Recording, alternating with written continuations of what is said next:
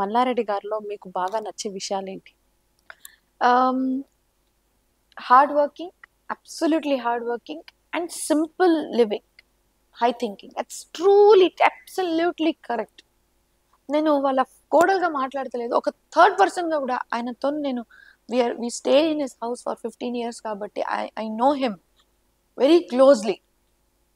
కోపంగా ఆయన కొన్ని విషయాలు మాట్లాడడం వేరు, ఎందుకంటే కోపం సహజం, మనం అందరం కాబట్టి. కోపం అని కూడా కోపం కాదు, ఏదైనా పని కరెక్ట్ కాకపోతేనే కోపం వస్తుంది, లేకపోతే ఆయనకు ఇది. అండ్ ఇంకోటి, ఒక ఏజ్ అయిన తర్వాత కానీ కూడా అందరికి ఈ ఏజ్ లో కూడా అందరికి నవ్వుకుంటా మాట్లాడము, ఇది చేయడము ఇస్ డిఫరెంట్. ఈగో అనేది అస్సలు లేదు మా మాట. నేను ఎందుకు చెప్తున్నాను, అంటే చాలా మంది కోపంకి ఈగో అనుకోవచ్చు, అది వేరు.